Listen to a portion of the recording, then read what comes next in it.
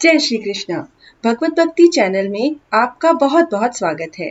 आज की वीडियो में हम जानते हैं राधा अष्टमी का शुभ मुहूर्त, राधा अष्टमी का महत्व, राधा अष्टमी व्रत कैसे करें, उसकी उद्यापन विधि और राधा रानी के जन्म की कथा। तो आइए शुरू करते हैं। भाद्रपद मास के कृष्ण पक्ष की अष्टमी तिथि पर मनाए जाने वाले श्री कृष्ण जन्मोत्सव के ठीक 15 दिन बाद राधा रानी का जन्मोत्सव मनाया जाता है। राधा रानी को भगवान श्री कृष्ण की शक्ति माना गया है, जिनके बगैर न सिर्फ वो अधूरे हैं बल्कि उनके भक्तों की पूजा भी अधूरी मानी जाती है। पुराणों के अनुसार राधा रानी जी माँ लक्ष्मी का अवतार थी। जब विष्णु जी ने द्वापर युग में कृष्ण रूप में जन्म लिया, तब लक्ष्मी जी ने भी राधा के रूप में जन्म लिया। शास्त्रों के अनुसार जो व्यक्ति जन्माष्टमी का व्रत रखे और राधा अष्टमी का व्रत न रखे, उसे जन्माष्टमी का पूरा फल नहीं मिलता।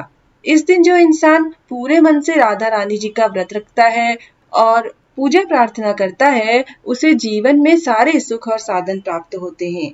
राधा जी के जन्मोत्सव को मथुरा, वृंदावन और बरसाना में बहुत धूमधाम और हर्षोल्लास से मनाया जाता है। इस दिन राधा जी की पूजा करने से मनुष्य को सभी सुखों की प्राप्ति होती है और जीवन की सभी परेशानियां समाप्त हो जाती हैं।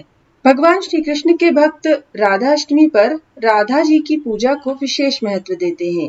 राधा जी और श्री कृष्ण के प्रेम से तो पूरी दुनिया परिचित है, इसलिए वेदों, पुराणों और शास्त्रों में राधा जी को कृष्ण वल्लभा कहकर गुणगान किया गया है। राधा जी के जाप और स्मरण करने से मोक्ष की प्राप्ति होती है। राधा अष्टमी की कथा सुनने मात्र से भक्त को सुख, समृद्धि, धन और मान सम्मान मिलता है। पद्म पुराण में राधा जी को राजा वृषभानु और कीर्ति देवी की संतान बताया गया है। जब राजा बरसाना में यज्ञ के लिए भूमि की सफाई कर रहे थे, तब भूमि से कन्या के रूप में राधा मिली थी। राजा ने इस कन्या को अपनी पुत्री मानकर इसका लालन पालन किया।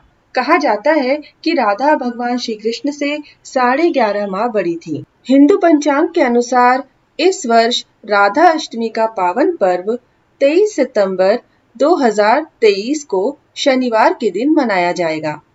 पंचांग के अनुसार भाद्रपद मास के शुक्ल पक्ष की अष्टमी तिथि 22 सितंबर 2023 को दोपहर 1:35 से प्रारंभ होकर 23 सितंबर 2023 को दोपहर 12:17 तक रहेगी। पंचांग के अनुसार राधा रानी की पूजा के लिए सबसे अच्छा मुहूर्त सुबह का 11 बजे से लेकर दोपहर 1:26 तक रहेगा। आइए जानते हैं राधा अष्टमी के दिन पूजा किस प्रकार करनी चाहिए। राधा अष्टमी के दिन प्रातःकाल सूर्योदय से पहले उठकर घर की साफ सफाई, स्नान आदि करके शुद्ध मन से व्रत का संकल्प लेना चाहिए।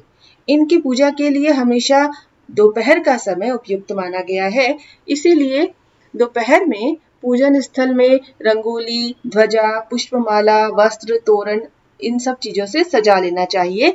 सबसे पहले राधा जी की प्रतिमा को पंचामृत से स्नान कराएं, उसके बाद उनको नए कपड़े और श्रृंगार से सजाना चाहिए। फिर राधा रानी की मूर्ति को स्थापित करना चाहिए। राधा जी और श्री कृष्ण की पूरी विधि से पूजा अर्चना करके धूप, दीप, फल और फूल आदि चढ़ाना चाहिए। राधा अष्टमी की कथा सुनना चाहिए। राधा जी के मंत्रों का जाप करना चाहिए। पूजन के बाद पूरा दिन व्रत रखना चाहिए और सिर्फ एक समय भोजन करना चाहिए। दिन भर राधा रानी के नामों का, राधा गायत्री मंत्र का और अन्य मंत्रों का मानसिक जाप करते रहना चाहिए। राधा जी का गायत्री मंत्र है ओम वृषभानुजायै विद्महे कृष्ण प्रियायै धीमहि तन्नो राधिका प्रचोदयात्। ओम वृषभानुजायै विद्महे कृष्ण प्रियायै धीमहि तन्नो राधिका प्रचोदयात्। और राधा जी का मूल मंत्र है ओम राम राधिकायै नमः। इस प्रकार इन मंत्रों का मानसिक जाप दिन भर करते रहना चाहिए। यदि ऐसा न कर पाए तो राधे कृष्ण का जप करें। पूजा के अंत में आरती करें और फलों का प्रसाद ग्रहण करें। इस व्रत के दौरान आसपास के लोगों को आमंत्रित करके घर में कथा का पाठ भी कराया जाता है। ऐसी मान्यता है कि 16 बार कथा पाठ करवाना ज्यादा शुभ होता है। आइए जानते हैं राधा अष्टमी के व्रत का उद्यापन कैसे करना चाहिए। इस व्रत का उद्यापन करते समय एक सूप लेते हैं, उसमें 16 श्रृंगार की चीजें रखी जाती हैं और उसे दूसरे सूप से ढककर 16 दिए जलाए जाते हैं। व्रत के बाद चंद्र भगवान को अर्घ्य देते हैं, लक्ष्मी जी को अपने घर में वास करने का आमंत्रण दिया जाता है और श्रृंगार का सामान किसी जरूरतमंद को दान कर दिया जाता है। इस प्रकार हम इस व्रत का उद्यापन कर सकते हैं।